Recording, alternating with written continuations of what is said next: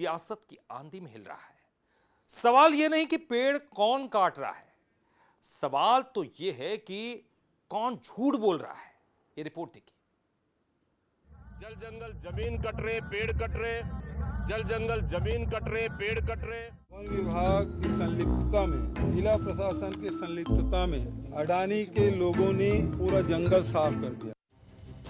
छत्तीसगढ़ कांग्रेस के इन बयानों से साफ है कि विपक्ष हसदेव और तमनार को मुद्दा बनाए हुए है, लेकिन कांग्रेस का ये मुद्दा उसी पर भारी पड़ गया जब वरिष्ठ आदिवासी नेता और कैबिनेट मंत्री केदार कश्यप ने सबूतों के साथ इस कटाई के लिए कांग्रेस को ही जिम्मेदार ठहरा दिया। उन्होंने कहा कि भूपेश बघेल गजनी हो गए हैं। कांग्रेस तो ये सोच के रखी थी कि छत्तीसगढ़ में केवल वो राज करके इस छत्तीसगढ़ को बेचने के लिए जिस तरीके से उसने हथकंडे अपनाए थे, कांग्रेस पार्टी और भूपेश बघेल कहते कुछ है और करते कुछ है। कांग्रेस पार्टी बार बार ये साबित कर रही है कि ये चोरी भी कर रहे हैं और सीना जोरी भी कर रहे हैं। वन मंत्री केदार कश्यप ने प्रेस कॉन्फ्रेंस कर लगाए गए आरोपों के सबूत भी दिखाए। 31 मार्च 2021 सेक्टर 2 माड़ रायगढ़ कोलफील्ड समझौता, 19 अप्रैल 2022 वन स्वीकृति स्टेज 1 और 23 मार्च 2023 वन स्वीकृति स्टेज 2 के लिए सिफारिश, 25 मार्च 2022 राजस्थान कोल माइंस का आवंटन।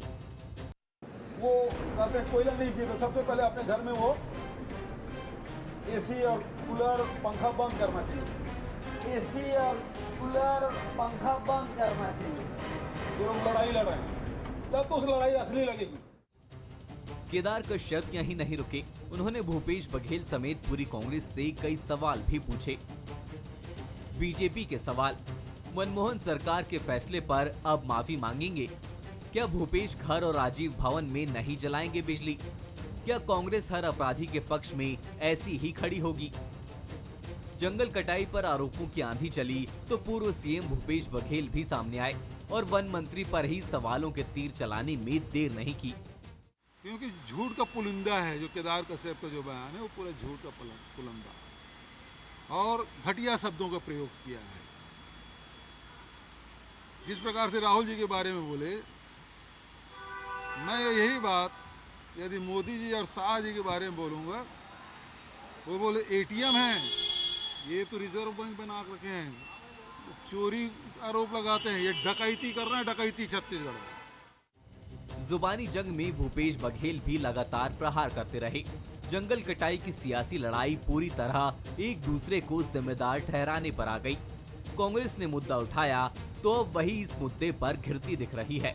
आरोप प्रत्यारोप की सियासत में आखिर जंगल की कटाई रुकेगी या बदस्तूर जारी रहेगी, ये बड़ा सवाल है। गौरव शुक्ला, बंसल न्यूज, रायपुर। सावन महीने में हर कोई भगवान शिव की भक्ति में डूबा है।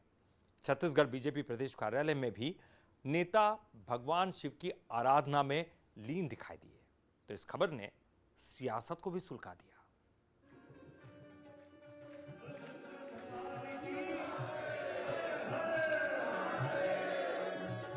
मंदिर जैसा आध्यात्मिक वातावरण, शिव की भक्ति में डूबे लोग, मंत्रोच्चार के बीच अभिषेक करते नेता। ये तस्वीर किसी मंदिर की नहीं बल्कि रायपुर में बीजेपी के प्रदेश कार्यालय की है। बीजेपी ऑफिस में मंत्रोच्चार के साथ शिव पूजन हुआ। बीजेपी के दिग्गज नेता भक्ति में लीन दिखे। बीजेपी नेताओं ने कहा कि प्रदेश में सुख, शांति और समृद्धि की मनोकामना के लिए पूजा की गई, तो बीजेपी ऑफिस में शिव पूजन कांग्रेस को नागवार गुजरा।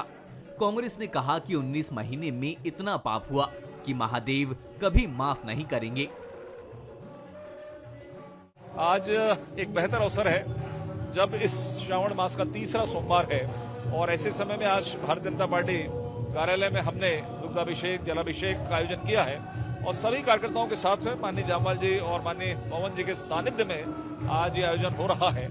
मुझे लगता है यही हमारी मूल संस्कृति है और यही हमारे मूल संस्कार हैं और ये पूजा केवल पूजन के लिए नहीं बल्कि देश की प्रगति के लिए, देश की उन्नति के लिए, छत्तीसगढ़ प्रदेश की उन्नति के लिए ये आयोजन किया जा रहा है। 19 महीने भारतीय जनता पार्टी की सरकार हो गई, 2 सावन आ गए, उसके पहले 15 साल सरकार थी, 15 सावन चले गए तब शंकर भगवान की याद नहीं। अब डर है, जो अनैतिक कार्य, जो गलत काम वो कर रहे हैं उसका डर भय सता रहा है। इसलिए पूरी भारतीय जनता पार्टी बीजेपी कार्यालय में आज हवन पूजन कर रही है। भगवान सद्बुद्धि दे। जनप्रतिनिधि जो जनता के बीच से जीत कर आता है, जनता की सहूलियत के लिए काम करता है, वो काम करना नहीं, अपने विपक्षी दल को जबरन मामला में फंसाकर उसके खिलाफ में खड़े होने का काम भारतीय जनता पार्टी कर रही है। मैं समझता हूँ भगवान भी उनको माफ नहीं करेगा। छत्तीसगढ़ में भगवान शिव की भक्ति बूढ़ा देव के रूप में की जाती है, लेकिन प्रदेश कार्यालय में भगवान की पूजा ने सियासी हलचल तेज कर दी।